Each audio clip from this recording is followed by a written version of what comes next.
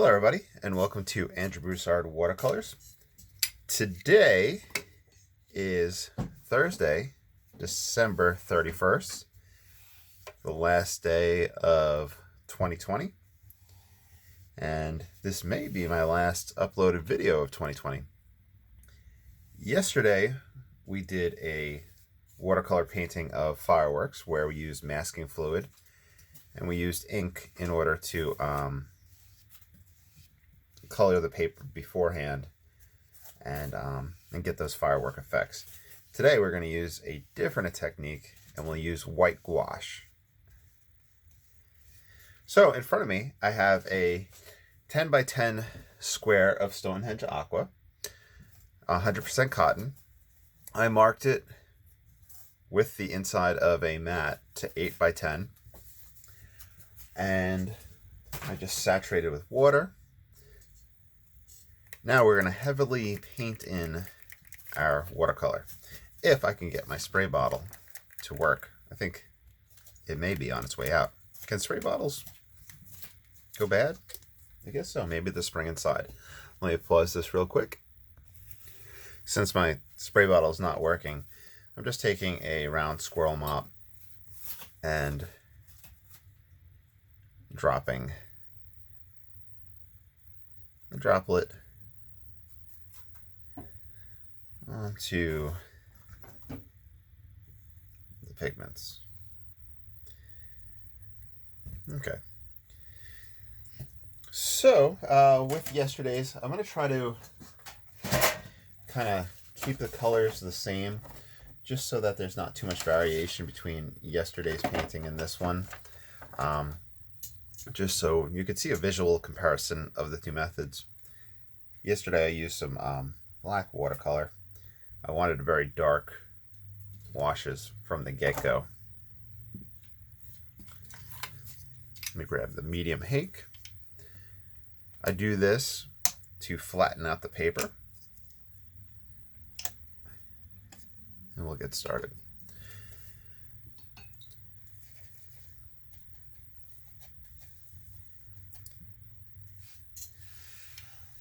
Now, one thing we are going to battle here is the tonal shift that takes place, the lightening of the values as it dries. So just keep that in mind.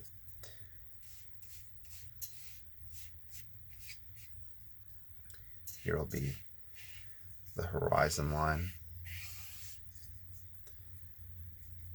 Grab a lot of ultramarine. By the way, while I do this, please consider liking and subscribing.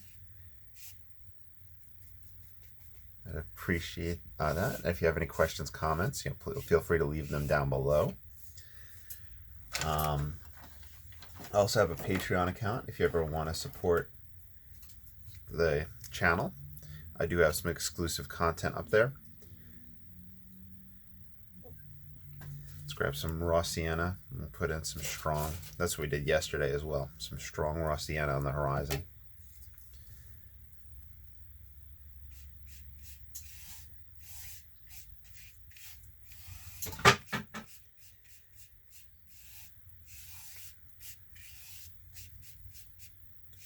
I'll bring that down into the water. So this will be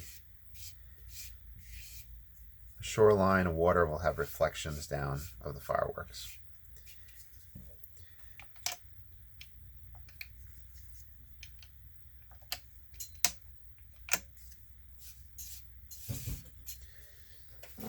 So I'm just putting this thing heavy and dark.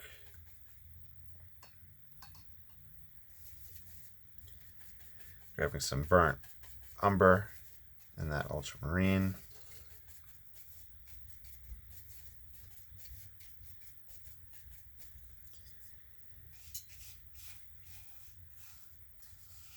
Do a dark shoreline.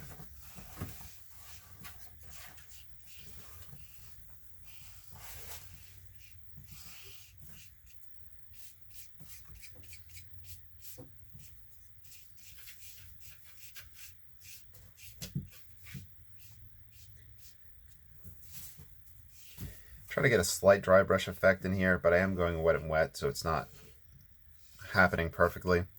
But you're getting a little bit of texture of the hake, so that'll help with the effect of the water. Grabbing some more of that black. The front corners.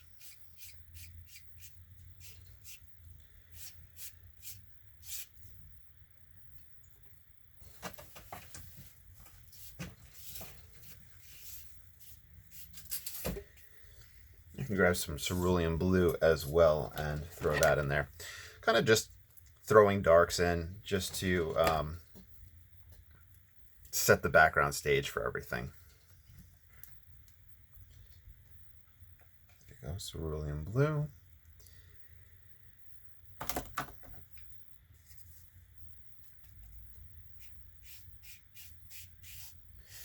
It is getting a little muddy. I'm not really washing the brush at all. Just trying to establish this quick foundation.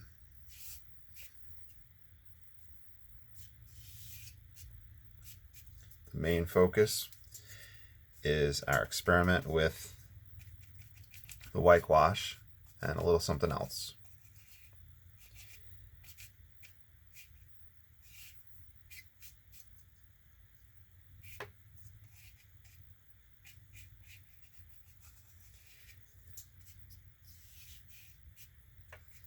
Okay, I'm going to do a dry off. So I'm going to pause the camera and we'll see if it's to our liking.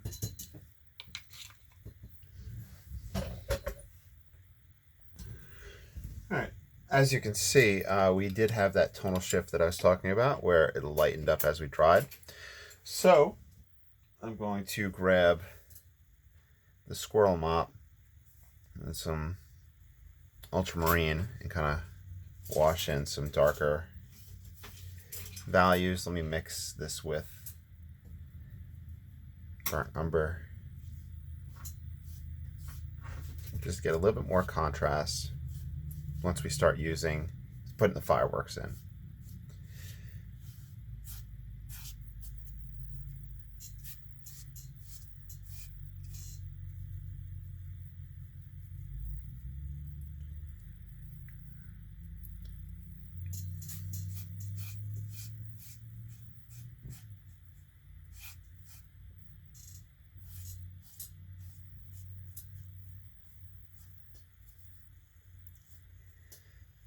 Okay.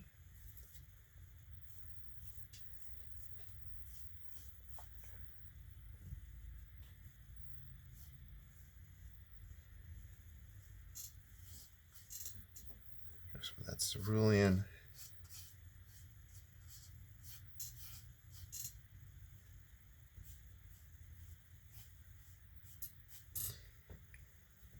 I could wash that. Okay, so now we have a foundation for our fireworks. So what we have to do at this point is do a complete dry off, and then we're going to set up something a little different. So quick pause. So we're going to use a squirrel mop and a #1 rigger in order to splatter the fireworks in and to kind of paint it in. However, a simple trick that I've never used before, and I kind of just thought of it. I'm not saying I invented it. I'm sure people use this all the time. Just going to take a piece of paper, cut out a circular shape,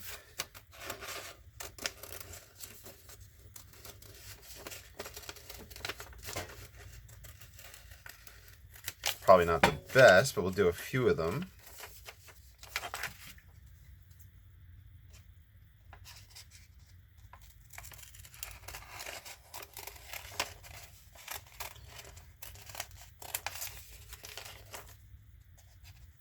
Do a big one to go off the top.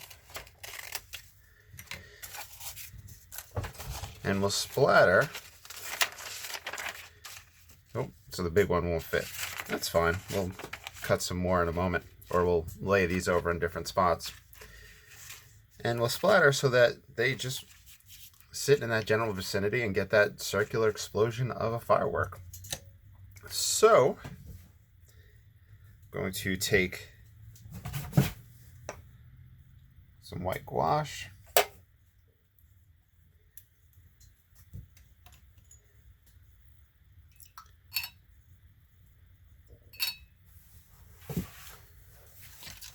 We'll grab a pigment. So here's lemon yellow.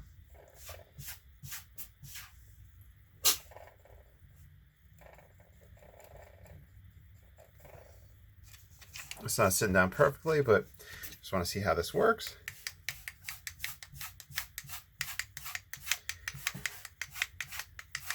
That's why you're scratching that box.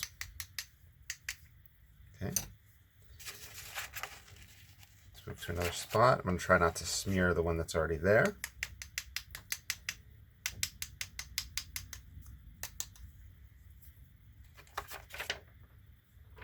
Okay.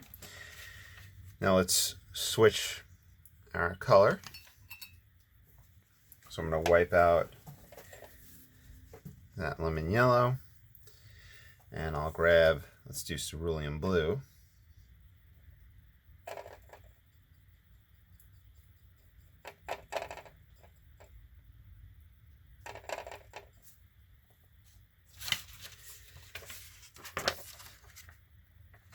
Layered on top. So I want areas of kind of high density and low density.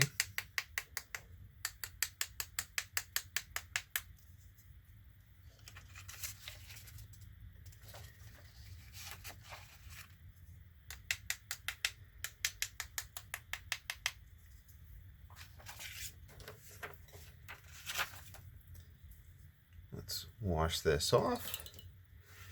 We'll kind of go around our palette and see what colors this looks nice with.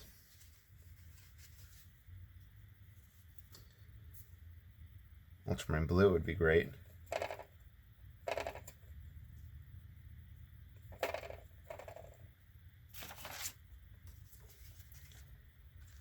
Offset that. I may cut out some different size circles in a moment. Am I not? There we go.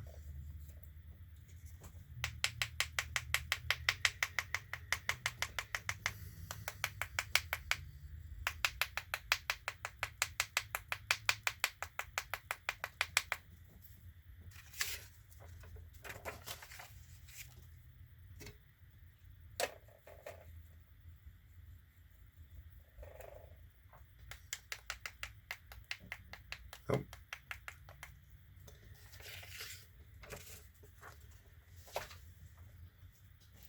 Let's get some reds and greens. This probably would be a great time for phthalo as well.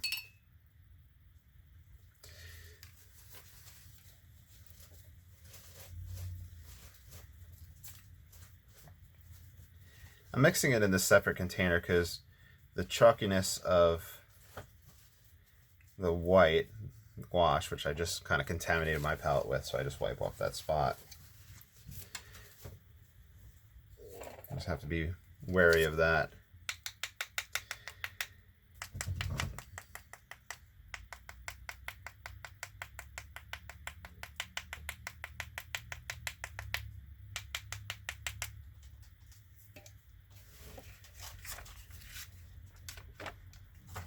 I am smearing the underside. Unfortunately. Let me do a quick dry off so I'm not smearing stuff with this paper. We'll see where we're at. Well, one thing is for sure, using cartridge paper and using watercolor with that is going to make it wet and smear. So let's grab a new piece. And I would think, instead of using cartridge or printer paper, if this was to be done again, you cut out a stencil using cardstock or something more, stronger. Maybe scrap pieces of watercolor paper. Do a few here.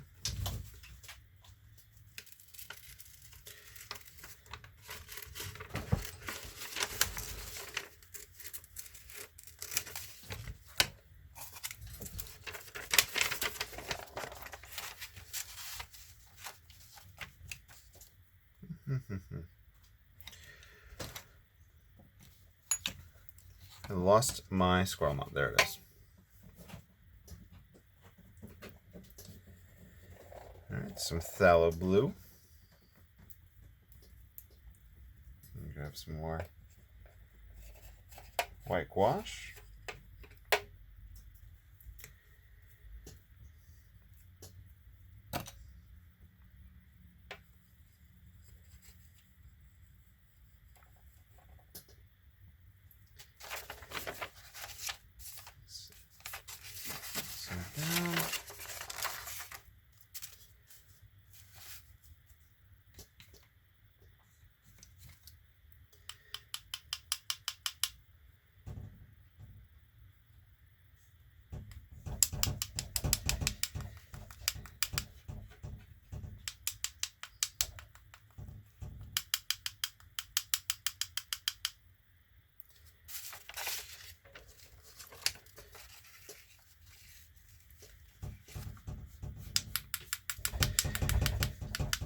Harrison, what you doing, buddy?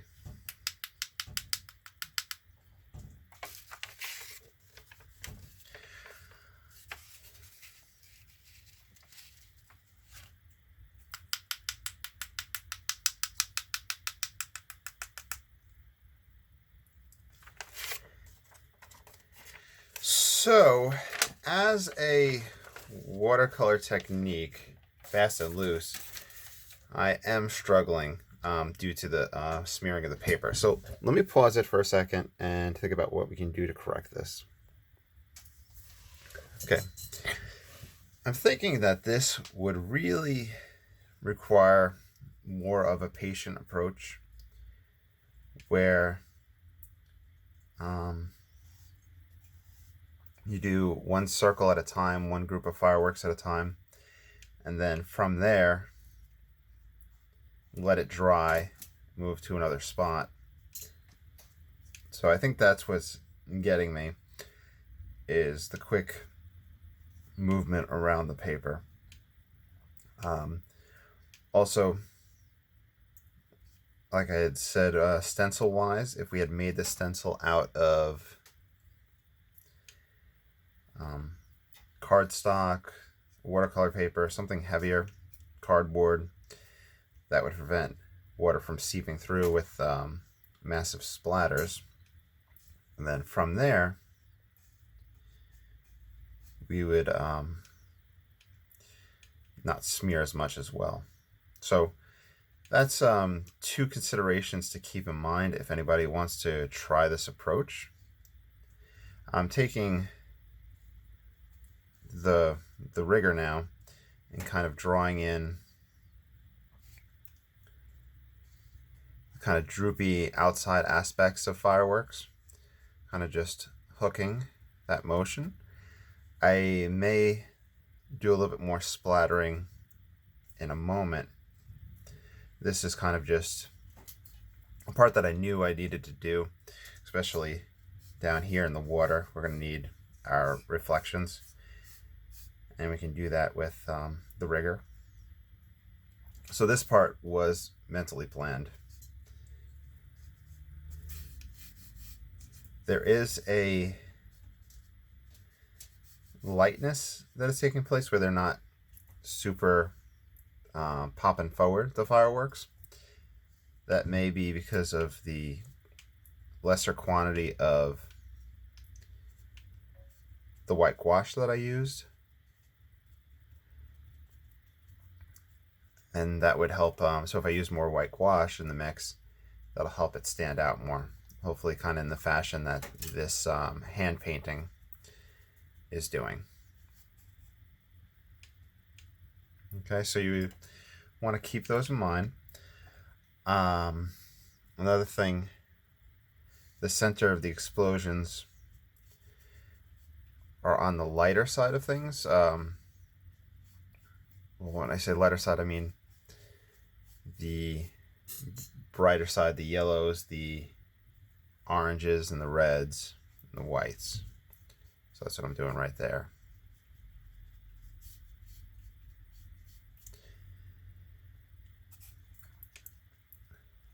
The splattering may help just to get an initial layout as well. if yours ends up the way mine did. Oh, by the way, of course, you're always welcome to follow any of these tutorials and paint anything that I paint. And I encourage you to sign your name on it and sell it if possible. All right, where was I? Yeah, so if you follow along with this and you have that same issue and you kind of want to just put it there as an initial,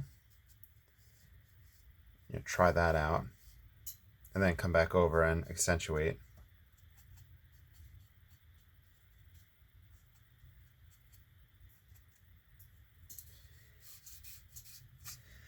I have to get a different color. Let's grab some of that alizarin.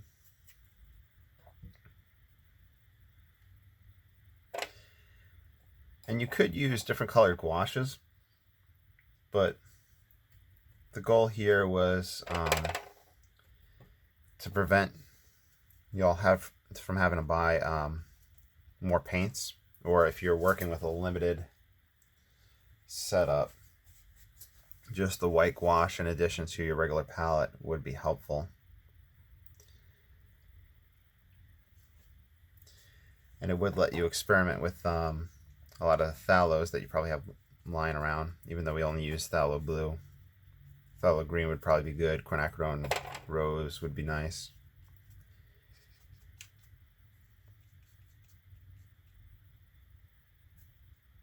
I'm going to see if I could splatter this stronger quantity.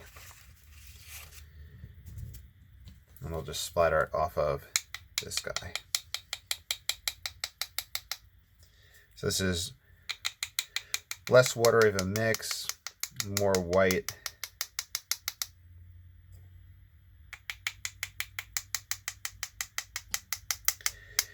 And this may be something as well, if you're going fast and loose, go back and forth between a template and using that rigger. So you're not having to wash or change that color that often, and that would kind of help go more fast and loose. Get the initial dots in there and then do a little accentuation.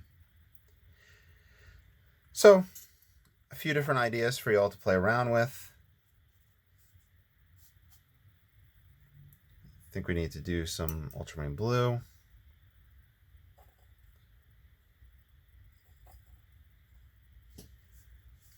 And I can use this to splatter.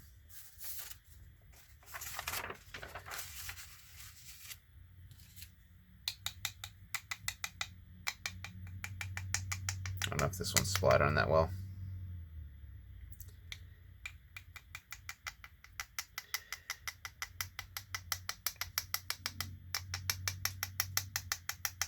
Some.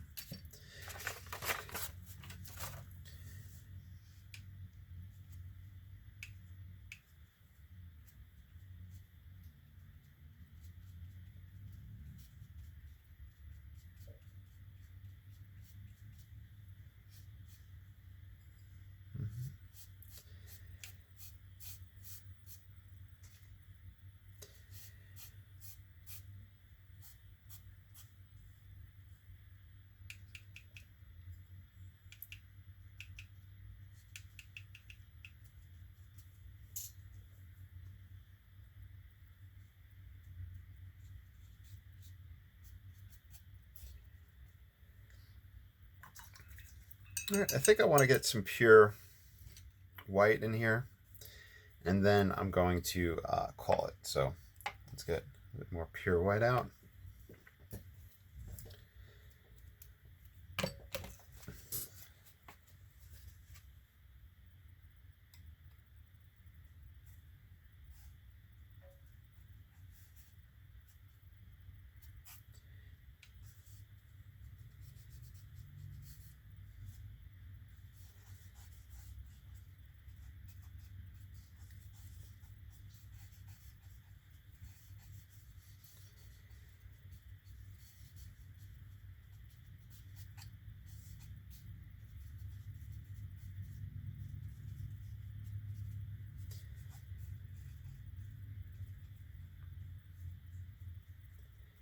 Just doing a little bit of reflections down here, not really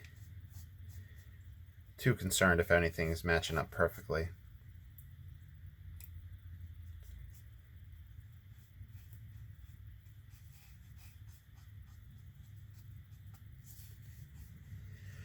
So in a moment we'll do a dry off.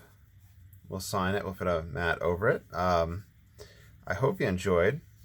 If you have any questions or comments or ideas, let me know. And if you try this technique, good luck with it. I hope you're able to take it further than I did. We kind of discussed my downfalls with it and what you can do in your approach to get past those.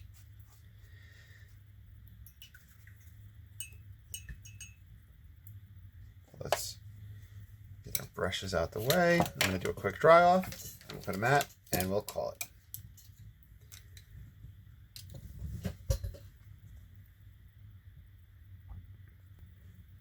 All right, here it is with a mat over it. It doesn't look too bad. It's just a different approach and something that you may find that you like. Well, I hope you all enjoyed.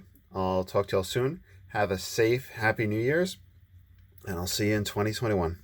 Take care, everybody.